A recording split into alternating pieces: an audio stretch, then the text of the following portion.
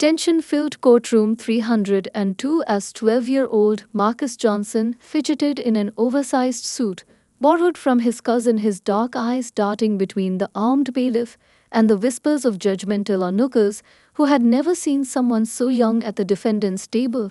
The morning light streaming through the tall windows cast long shadows across the worn wooden floors, creating an almost theatrical spotlight on the small figure whose feet barely touched the ground from the oversized chair.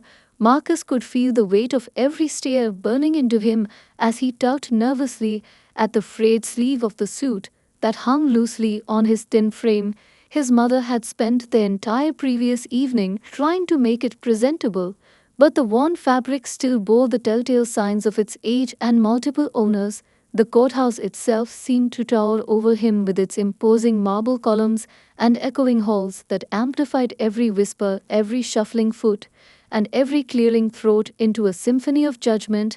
The defense attorney beside him, a young public defender named Sarah Martinez, kept glancing at her watch as if counting down the moments until this unusual case would begin. She had only met Marcus 2 days ago, but something about his quiet determination and the circumstances that brought him here had touched her heart in a way few cases ever had. The gallery behind them was unusually full for a juvenile case. Word had spread quickly through the small community about the young boy who had dared to steal from Mr. Chen's grocery store establishment that had been a cornerstone of the community for 3 generations.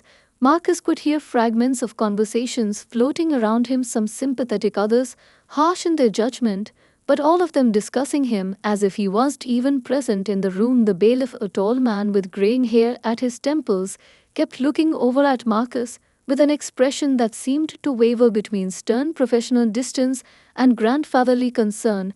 Every few minutes he would shift his weight from one foot to another, causing his polished badge to catch the morning light and send brief flashes across the courtroom walls, the air conditioning hummed overhead providing a constant background drone that somehow made the silence between conversations even more pronounced. Marcus thought about his sister Angela at home, probably still sleeping in their shared bedroom, unaware that her big brother sat in this imposing room about to face consequences that seemed far beyond his 12 years of life. The sound of approaching footsteps in the hallway outside caused everyone in the room to straighten up, anticipating the arrival of Judge Patterson, known throughout the district for her no-nonsense approach to justice, but also for her occasional moments of surprising compassion. Marcus felt his heart racing faster with each approaching step, his hands gripping the edge of the defense table so tightly that his knuckles turned white. He could smell the lingering scent of lemon cleaning products that barely masked the age and history soaked into every surface of this historic courtroom, where countless lives had been changed by decisions made from that elevated bench that now stood before him like a mountain he had to climb. The security footage played on the courtroom screen showing Marcus expertly slipping 2 loaves of bread into his backpack while the store owner, Mr. Chen, watched from behind a shelf, his face hardening with each frame that revealed the boy's calculated movements. The black and white video had been enhanced to show every detail of that Tuesday afternoon, the timestamp in the corner reading 3:42 p.m. Just after schools had let out for the day. The footage showed Marcus entering the store wearing his school backpack, the same one that now sat deflated at his feet in the courtroom.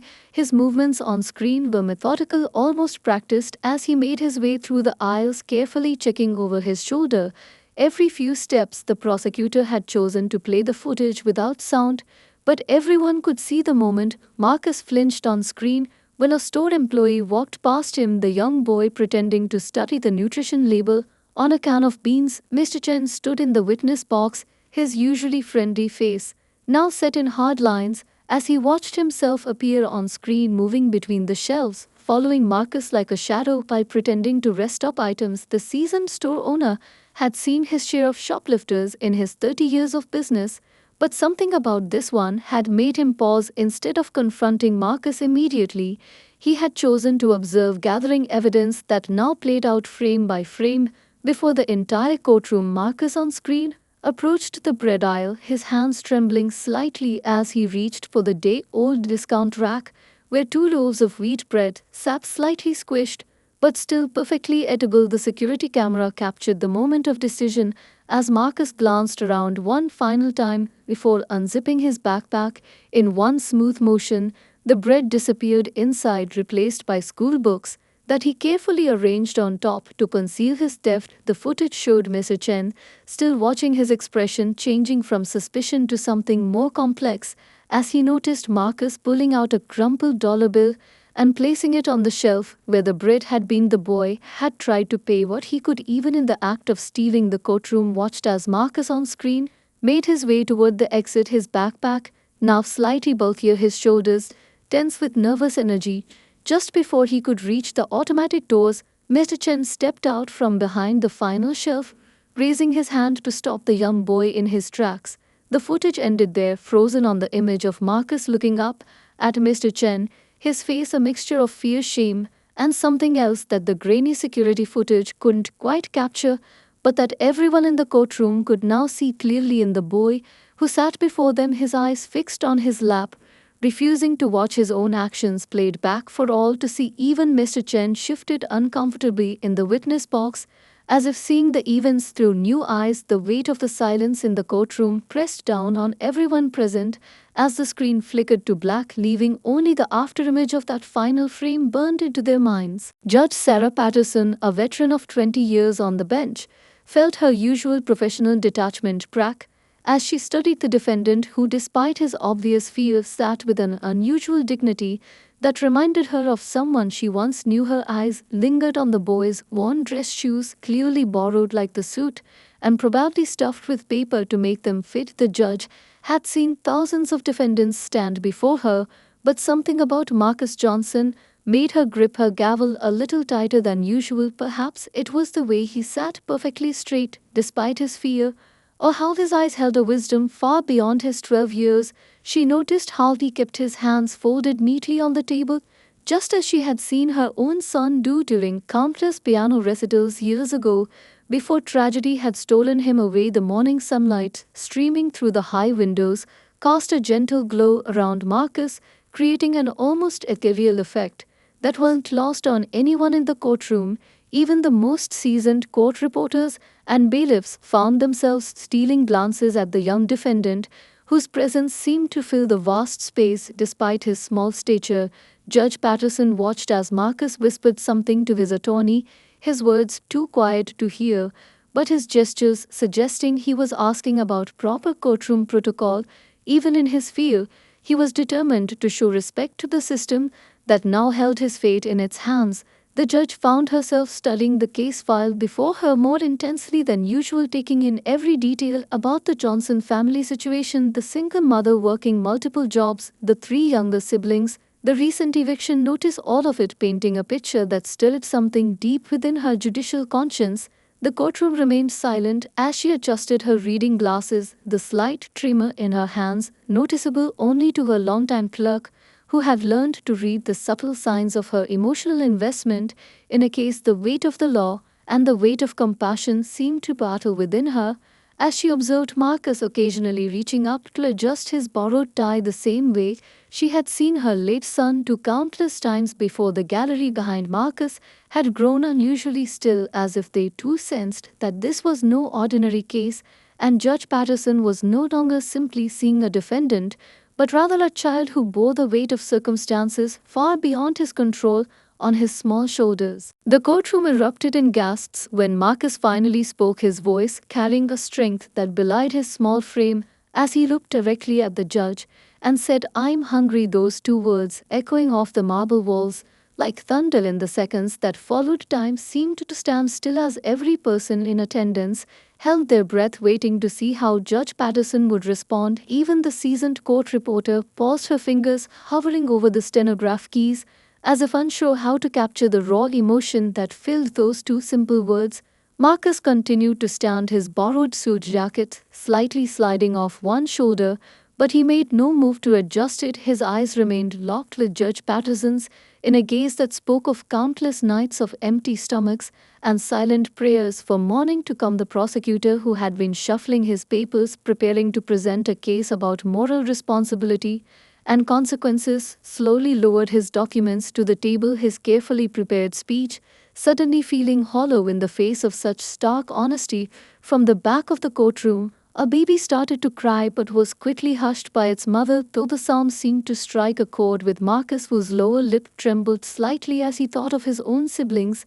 At home, Judge Patterson leaned forward in her chair, her usual stern expression softening almost imperceptibly as she watched the young boy before her gather his courage to continue speaking. His small hands gripped the edge of the defense table so tightly that his knuckles had turned white, but his voice never wavered as he began to explain the circumstances that had led him to that moment in Mr. Chen's store. The morning light streaming through the high windows now seemed to focus entirely on him, creating an almost spotlight effect. As he stood alone in the center of the vast courtroom, his shadow stretching out behind him like a reminder of all the burdens he carried, the usual shuffle of papers and whispered conversations that typically filled the courtroom had completely ceased, as everyone present seemed to collectively hold their breath, waiting to hear what this remarkable young defendant would say next. Even the bailiff, who had seen thousands of cases unfold in this very room, found himself transfixed by the quiet dignity of the 12-year-old, whose entire world hung in the balance of what would happen in the next few moments. Mr. Chen, who had been determined to make an example of the young thief, felt his resolve crumble as Marcus continued describing how he had watched his baby sister cry herself to sleep from hunger while their mother worked her third straight night shift at the hospital. The store owner shifted uncomfortably in his seat, his hands clasped tightly in his lap as the memories of his own childhood in a struggling immigrant family flooded back. The courtroom remained silent as Marcus' voice grew stronger with each word, painting a vivid picture of their empty kitchen cabinets, the constant rumble of hungry stomachs, and the weight of responsibility that no 12-year-old should have to bear. He described the night before the incident when his youngest sister Emma, just 4 years old, had asked him why her tummy hurt so much, and he had given her his portion of their last cup of rice. Mr. Chen found himself removing his glasses to wipe away unexpected tears as Marcus explained how he had spent 3 days watching the grocery store, calculating when the day-old bread would be placed on discount and gathering loose change from the sidewalks to try to pay for it. The prosecutor's carefully constructed case about moral consequences seemed to dissolve with each word that fell from Marcus' lips. Even the most hardened court officers found themselves looking away, their eyes suspiciously moist as the boy described making paper planes with his siblings to distract them from their hunger. The sound of his voice, steady despite the emotion, carried through the courtroom like a testimony not just of his actions but of a system that had failed this family so completely. Mr. Chen now understood why Marcus had chosen his store. It wasn't just the closest to their apartment, but because Mr. Chen had a reputation for sometimes letting children take day-old pastries home after school, a kindness that Marcus had observed while walking past the store on his way home each day. The entire gallery sat transfixed as Marcus explained how he had tried everything else, first collecting cans for recycling, doing odd jobs for neighbors, even offering to sweep the parking lot of local businesses, but it wasn't enough to feed 3 hungry siblings. When the food stamps ran out halfway through the month, the weight of his words hung heavy in the air as he described the moment he realized he had to choose between following the law and watching his siblings go hungry another night. The prosecuting attorney stumbled over his words as Marcus pulled from his pocket a carefully folded list written in crayon by his 8-year-old sister, planning how they could make 2 loaves of bread last for 7 days between 3 children. The paper was worn at the edges from being unfolded and refolded countless times, covered in childish handwriting that detailed a careful rationing system: half a slice for breakfast, 1 slice for lunch if really hungry, save crusts for baby Emma. The crude calculations and misspelled words told a story more powerful than any evidence the prosecution had prepared. The young district attorney, Thomas Walker, found himself staring at his own expensive leather briefcase as Marcus explained how his sister Sarah had made the list after watching a video about wartime rationing in history class, thinking it might help them manage their food better. Walker, who had taken this case thinking it would be a simple matter of juvenile delinquency, now felt the weight of his role pressing down on him like a physical force as Marcus continued to speak, his voice growing stronger as he described how proud he had been of his sister's resourcefulness even in their desperate situation. The list included little drawings of bread slices with careful divisions, marked by dotted lines, and notes about which siblings needed more food because they had tests at school or after school activities that would require extra energy. Marcus' hands trembled slightly as he held up the paper for the court to see, but his voice remained steady as he explained how they had planned to make the bread last until their mother received her next paycheck. The crayon marks showed revisions and crossed out sections where they had recalculated their rationing. As their hunger grew worse, some of the writing was smudged with what looked suspiciously like teardrops. Though Marcus didn't mention this as he carefully refolded the paper along its well-worn creases, even Judge Patterson found herself leaning forward to get a better look at this heartbreaking piece of evidence that spoke more eloquently than any legal argument could about the reality of childhood poverty in their community. During the recess, Judge Patterson disappeared into her chambers, where she made a flurry of calls, her voice growing more intense with each conversation, while her clerk noticed tears streaming down her usually stoic face. The heavy wooden door barely muffled the sound of her passionate plea to the Director of Social Services as she paced back and forth in her chambers, her black robe swishing with each turn. Her first call had been to the county food bank, followed quickly by the directors of 3 different community outreach programs, her voice carrying an authority that brooked no argument as she described the situation she had just witnessed in her courtroom. Through the frosted glass of her office door, her clerk could see her gesturing emphatically as she spoke to someone she referred to as Robert, the head of a local business association. The judge, who was known for her composure, had to pause several times during her calls to collect herself, her hand pressed against her chest, as if to physically hold back the emotion threatening to overwhelm her. Professional demeanor.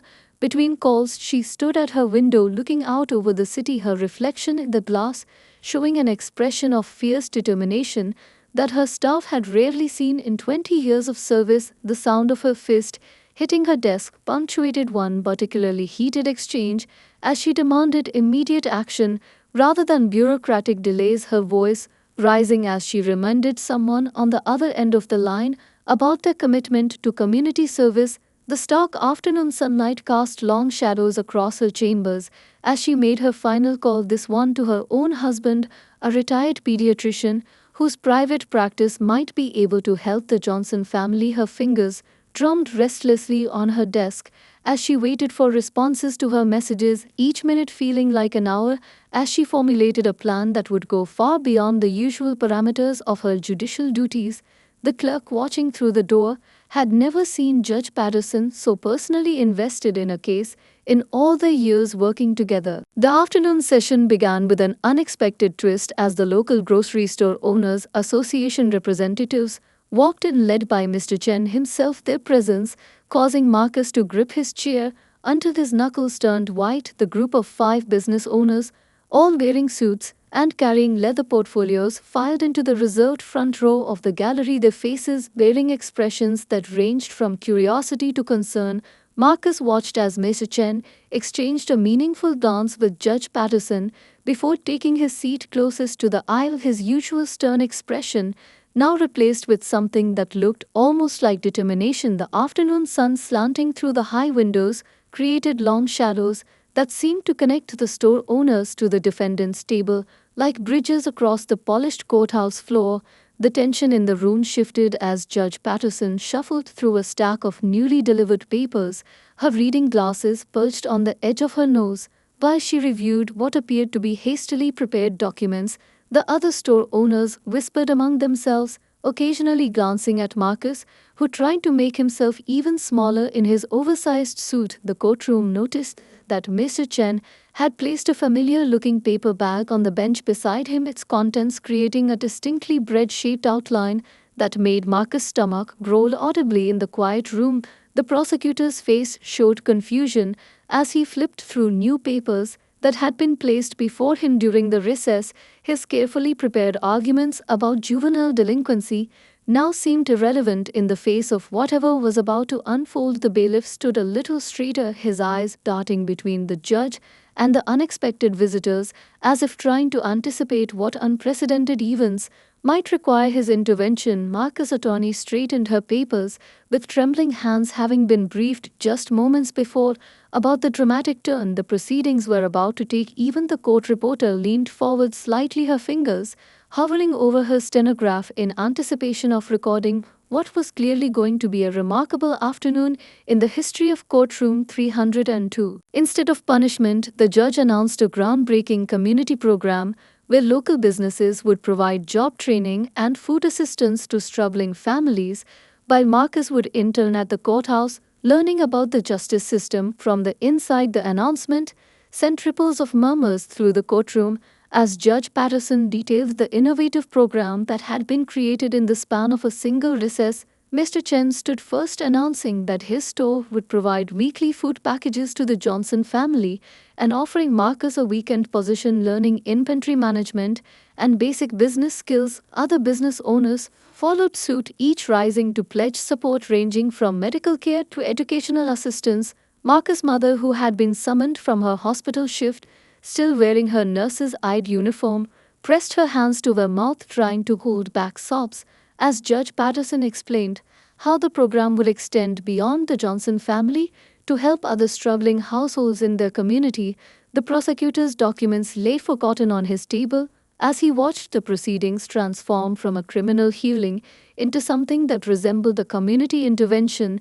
The judge detailed how Marcus would spend his afternoons at the courthouse, not as punishment, but as part of a youth mentorship program designed to help him understand how the justice system could work for rather than against communities in need. The afternoon light filled the courtroom with a golden glow as Judge Patterson described how Marcus' experience had unveiled a deeper issue within their community, one that required solution rather than punishment. The other business owners nodded in agreement as she outlined their roles in this new initiative, some taking notes, while others made quiet phone calls to begin implementing the support system.